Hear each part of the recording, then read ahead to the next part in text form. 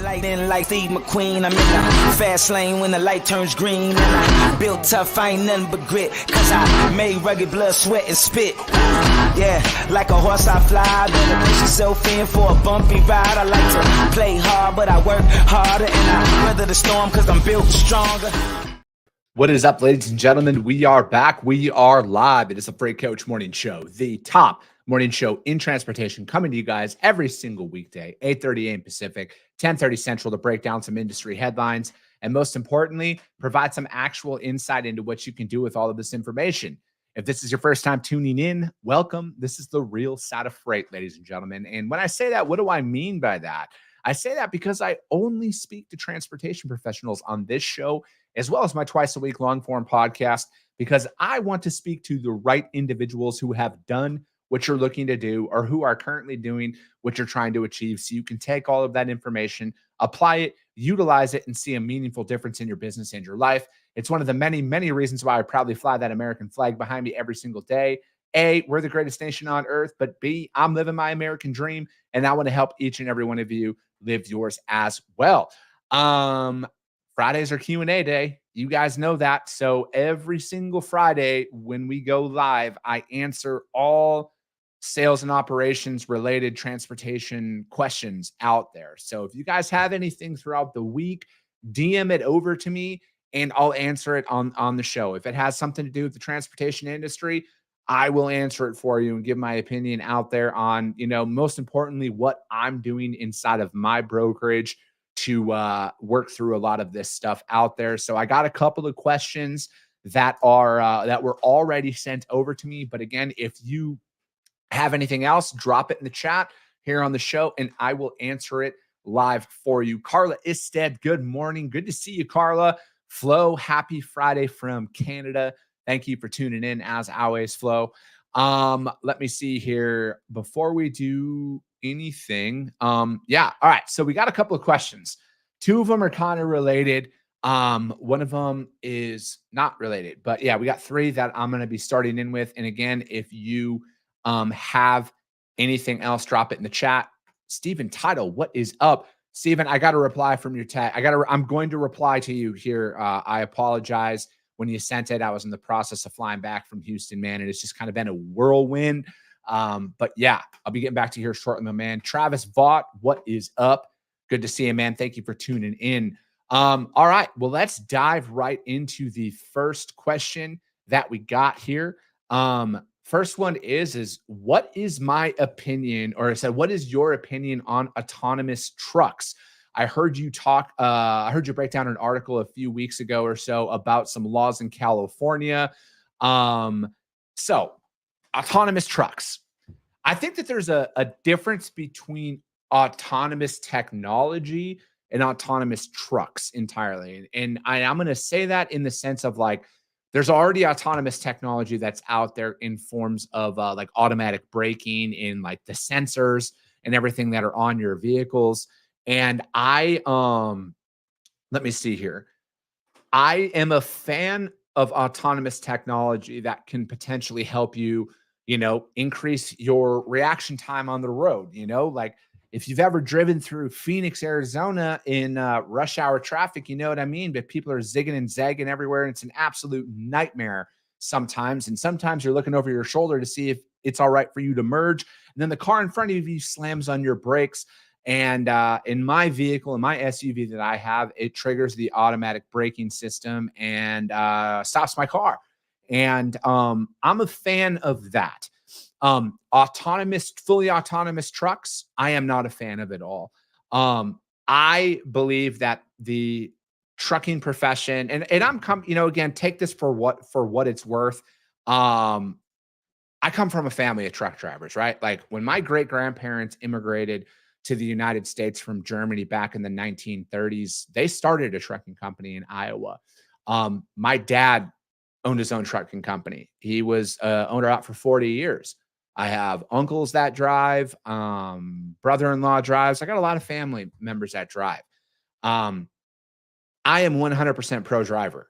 I want to keep jobs in our country, right? I don't want to see any thing created that removes people from jobs. It's one of my biggest things against AI, right? Like, I'm a fan of technology to do a lot of it, right? Like a lot of my stuff should be automated, but I should never automate that customer experience or that carrier experience with me. They should never receive an update via an app or something like that. And I think that removing the driver from the industry that would be catastrophic, right? Like I never want to see the death of the American truck driver come from an autonomous truck because, frankly, I'm going to be honest, the people that are pushing it out there are just looking to save their costs, right? Because it's like, if you look at a lot of large fleets and everything, and you kind of read between the lines, they would love to reduce headcount.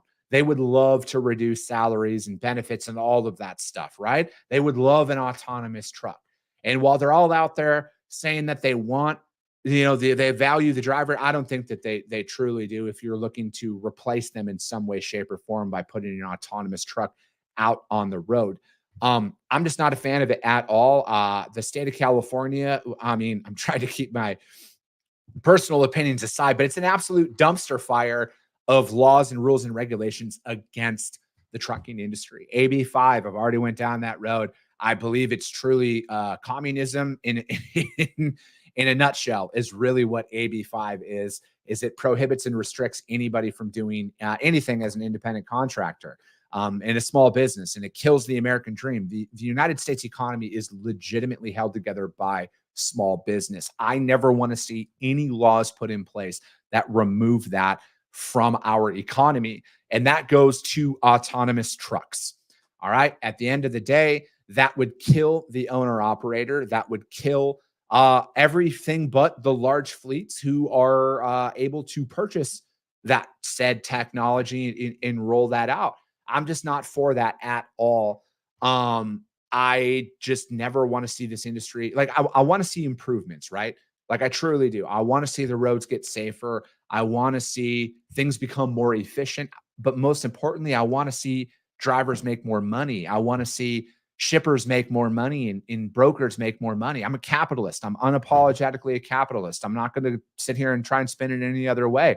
I don't believe in any other form of economy. Capitalism is a beautiful, beautiful thing. When done right. There are some shitbags out there, right? Because again, snowflake land doesn't exist here. But I just don't think that autonomous is the answer. I truly don't, because you would if you want that, you want to remove drivers, you want to kill small business, in my opinion. But that's where I'm at. Again, I'm not about emerging tech. I'm not against emerging technologies. I'm not against a lot of stuff, right? I just don't believe that the government should have laws in place that tell us what we can and can't do. I guess I believe in freedom, right? Fuck me, huh? But that's what I believe in. I believe in a free market, a free country, a free economy, and an ability for us all to make a shitload of money if we want to get out there and do that. And I think that autonomous would be the ultimate death to the American truck driver. And I will never stand for it at all. And I will go down fighting for that to never become a reality and a law across the states and everything else. Because again, it always starts with that idea, right? And then, oh, we don't want to do that. And then, well, hold on, wait, we can save money if we just got rid of, a driver and, just a couple of them, right? And then it's because if you look at it and it starts in the ports, or it starts small, right? It starts local. Oh, see, like this was a new thing. We're not going to do anything. And then it advances a little bit more. And then eventually it just trickles down, right? And I feel like it kills jobs. And we need more jobs in our country, right? I'm pro-America. If you couldn't tell, I'm pro-America in having American jobs and building up everything to keep our industry intact with that. So that's my opinion, because it was, what is your opinion on autonomous trucks? And because I broke that article down a couple of weeks ago. So yeah, that's my opinion on autonomous trucks. Cool from a technology standpoint of like automatic braking and keeping people, saving lives from that perspective, but removing the driver, never, never, never, never, never, never, never. I will never stand for that. Parker Cheney, what is up, my man? Thank you for tuning in. Robert, what is up? He said, yeah, I am back at the office, man. It was It was a good 6-week trip thing there that I had. He just said that I just returned from a customer visit. First load picked up last night, a John Deere 524K. That meet may lead to future opportunities. Close out this week and plan next. I love it.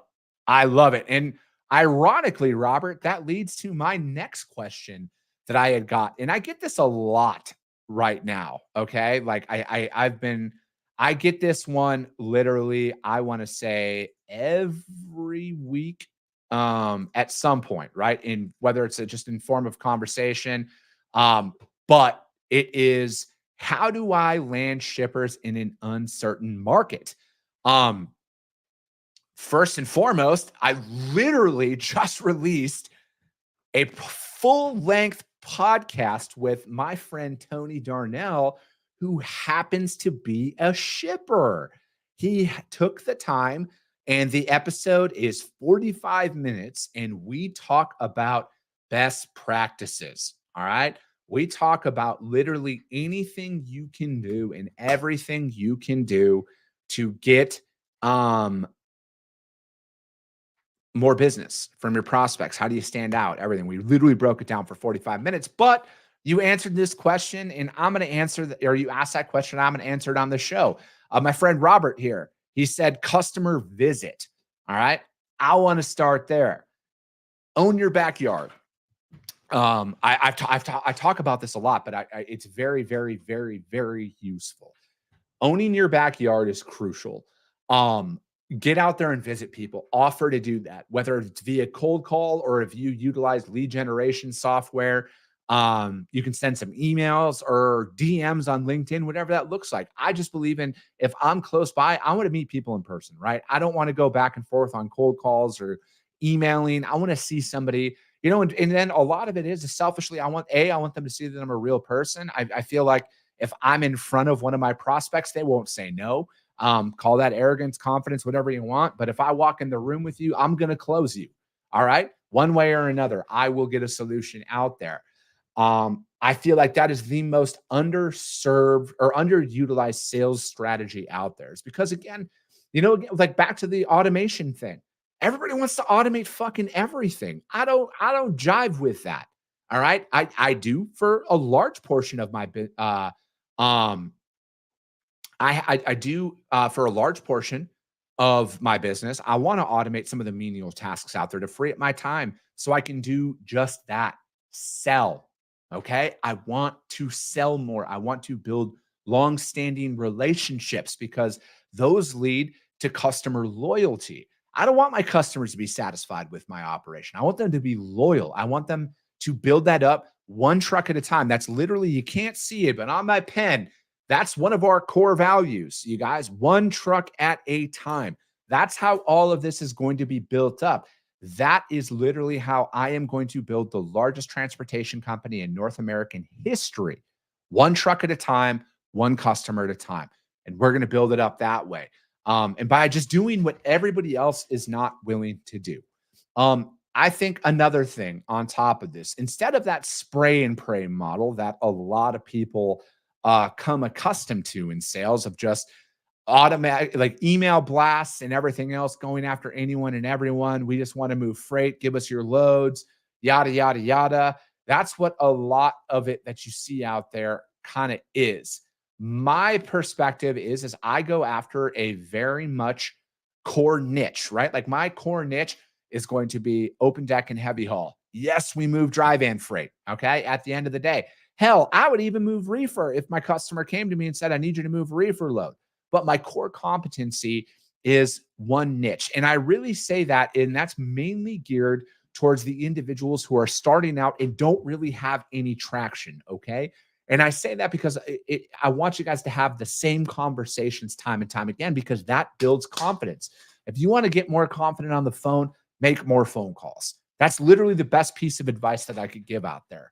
But if you're going to target a specific group of customers, do some research on it before you do. Don't just say you have access to trucks or add me to your RFP or let me bid on your freight. None of that. Add some value to them and continuously add value in your outreach until you earn an opportunity to speak with them. All right. Because that's really what it boils down to, you guys. All of this stuff is earned. You have to earn their time. All right. Plain and simple. And you have to continuously follow up as well. So if you haven't, you can't reach out to somebody one time and be like, oh, they don't have any freight. There's nothing there for me. Reach out to them continuously unless they block you, which I get blocked, right? Like I send out all of my outreaches every single day. All right. I send out all my outreaches. I get blocked. I get told, remove me from your list. Never reach out to me ever again. And guess what? I respect when they say that. All right. I don't even reply. I'll just remove to I just remove their email. Why do I do that? Because there's literally freight everywhere. Okay. And that's what you need to focus on. The opportunities are truly endless. But what does your approach look like, right? Again, I've been doing this a long time. I just restarted everything back up. I have my brokerage is through SPI Logistics, freight agency. Check them out, you guys. They're a real deal. But I've been building it up off of a core competency throughout the entirety of this, up until recently, where I've changed my strategy a little bit because the open deck market has significantly slowed down. And I don't want to say I've pivoted, but I've expanded who I'm reaching out to from a geographic standpoint and a commodity standpoint. But I'm doing that because I have extensive experience in the industry. But again, landing shippers is going to come down to timing in a lot of situations. And how are you presenting yourself in those situations? Are you just sending a generic email, or are you calling out a couple of specific things in their organization that you noticed? Again, what are you going to do differently from everybody else? It's not easy. All right. There's this facade out there that freight is easy. And a lot of that, like let's call some truths here, you guys. All right. When everything happened back in 2020, and all that money was printed and everybody got those stimulus checks, in typical American fashion, everybody spent it all on goods, right? They all went out and bought TVs and toilet, everything under the sun. So what happened? A lot of people, they panic bought inventory. All right. It was kind of a perfect storm at that time. We can't control what other countries do. Some of them were shut down where we do a lot of our manufacturing, i.e. another reason why we need to bring all those jobs back here and have American made products back here so we don't have any foreign dependence in our supply chain. Yes, you can utilize working with other countries from a trading perspective, but we shouldn't be dependent on anybody to get our goods. That's my opinion on that. But then that happened and there's a lot of panic, and then a lot of stuff moved. Freight volume spiked because of, trillions of dollars thrown out into the economy. And then things dove and, things got, and slowed down and normalized, right? For a lot of you who are watching the show, you've seen markets like this before because this is a pretty normal freight market out there at the end of the day. And it takes a lot of work, right? So when it was kind of easy to get business over these last couple of years because there was so much uncertainty, shippers don't need a below average service provider to move their freight anymore. All right. They need quality. And that's what you need to focus on. Where can you improve? How can you put a quality product out there? How are you presenting yourself? That means a lot, whether it's a cold call or a cold email. If you're that lazy where you're offering drive-in, refrigerated, LTL, intermodal, everything under the sun to somebody who clearly doesn't need 98% of what you're throwing out there, that shows generic. All right. Be very, very particular on the people you're reaching out to. And, you can reach out to a lot of different shippers in one day if they ship the same commodity, right? Go after, again, and I do this in my brokerage. All right. There's days where I only go after precast concrete manufacturers. Then there's days who I only go after pipe manufacturers. And then there's days that I only go after construction equipment, and I go after it day by day. The same thing can be done in food. Maybe one day you only go after chicken. The next day you only go after eggs. I did not mean to do the chicken before the egg analogy there, dad joke. But then maybe the next day it's dairy products. And then again, you can hit high volumes of outreaches if you're focused in on one specific commodity. Okay. So that's really where I would start. They said that they feel lost. Hell, I feel lost 99% of the time, you guys. I just keep showing up. I'm just too dumb to quit. All right. I'm going to keep showing up every single day, and I'm going to keep looking for ways to improve. Maybe it's the verbiage in my outreach, but I would just start there at every single time, because no matter what, whether it's a good market, a bad market, a fucking blue market, whatever, customers are always going to onboard quality providers. Okay. So rest assured with that. And then again, I don't know how long this individual has even been cold calling or prospecting. It takes a long time. It could just be that you just haven't been doing it long enough.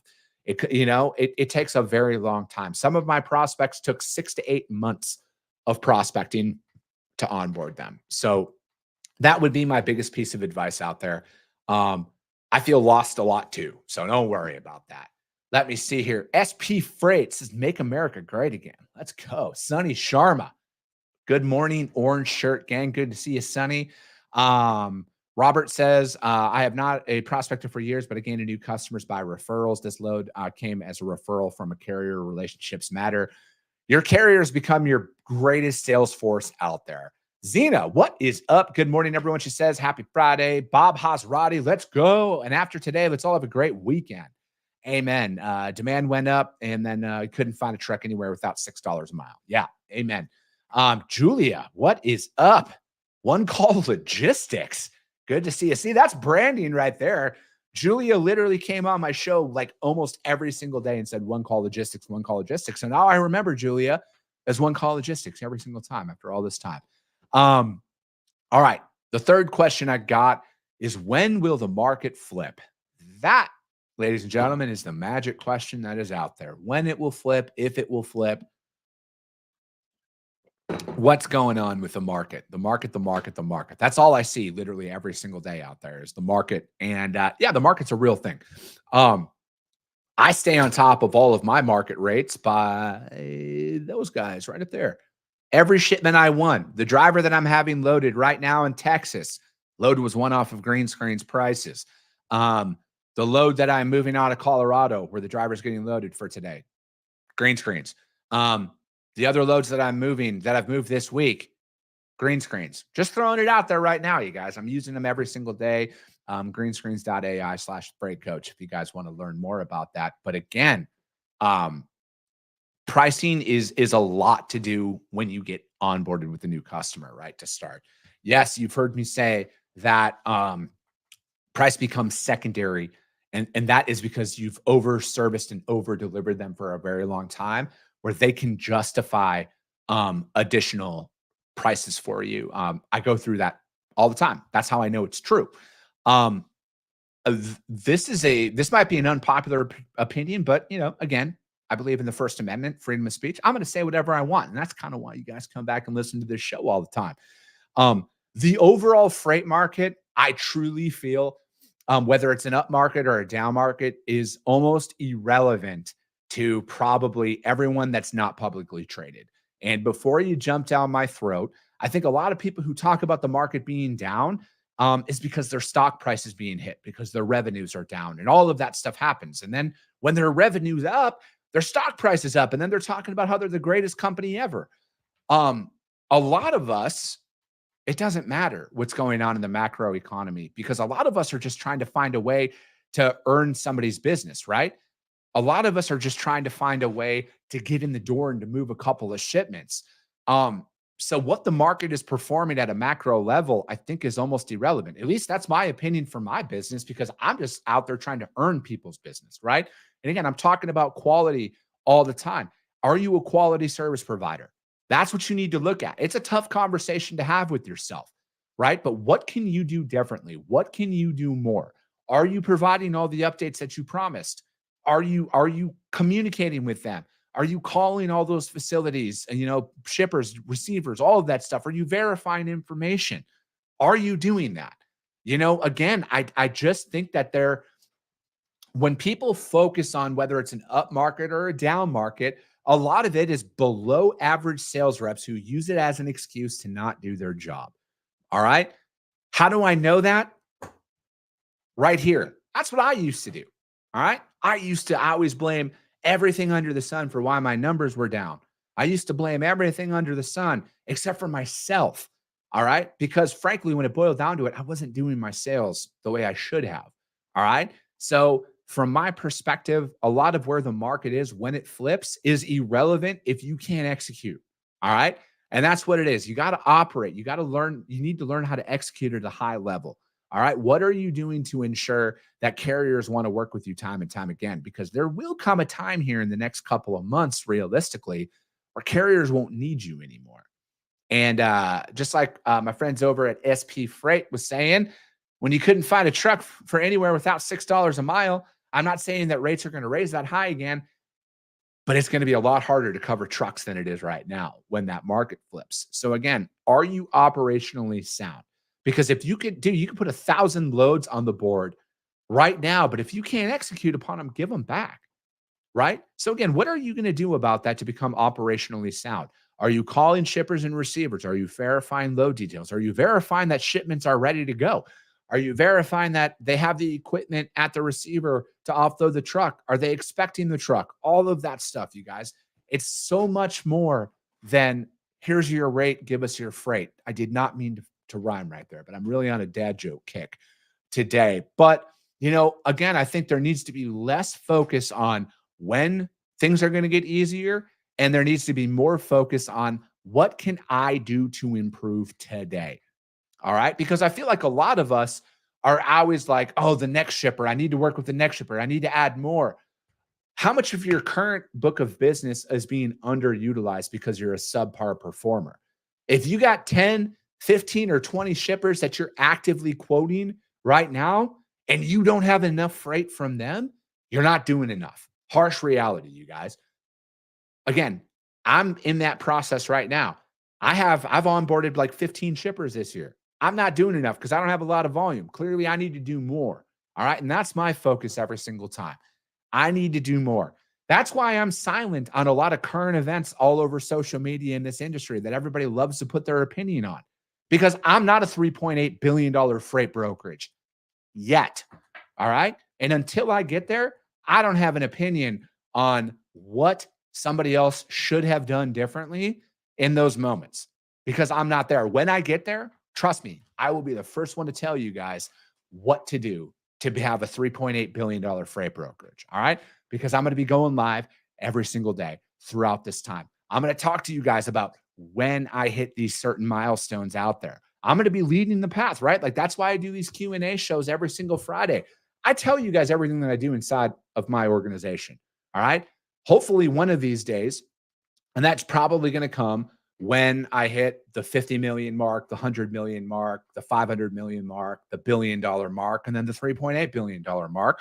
When all of those things are achieved in front of your eyes, then there might be a little bit more validity to it. But again, you guys, a lot of it is always going to come from what can you do more. All right. The freight market's going to be the market. All right.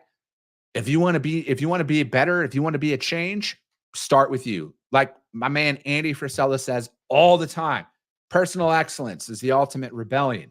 And that means a lot. It's in your business. Are you personally excellent inside of your business? Are you operating at a high level? That's what we need to be focused on.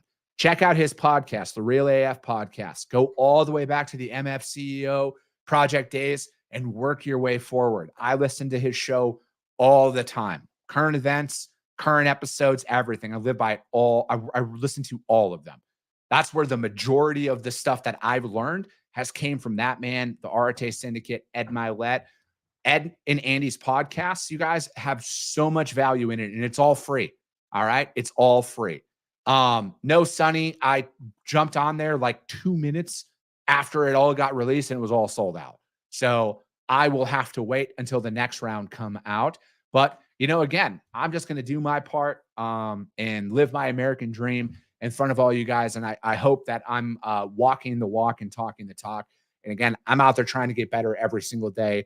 Just like a lot of you guys are. That's all I'm trying to do. And I'm trying to document a lot of this stuff through social media and just kind of show everybody this is what I'm doing and this is where the results are. And, Sonny, at the end of the day, man, I'm just going to speak my truth about a lot of stuff. And if people don't like it, people don't like it. So what? That used to be called freedom of speech. But anyways, you guys, I got freight moving. I got to get back out in there. I got to make some more sales calls here as well this morning. But we'll be back on Monday. 8:30 a.m. Pacific, 10:30 Central. We'll break down some industry headlines. Again, New episode with Tony Darnell is out. If you're looking for the way shippers think, that is the one you want to listen to because he is a shipper. All right. But yeah, we'll be back out there. Amen to that. Be the change you want to see. Live by example. If you want anything to change in this country or this industry, it's got to start with you. One person can lead a long way. In his new episode today, that's the thing, man. One voice is a very powerful voice out there, you guys. But we'll be back on Monday. As always, if you got value in what you heard here today, subscribe to the show, you guys. Share the show. I appreciate you guys. I love you guys, and I'll be talking to you soon.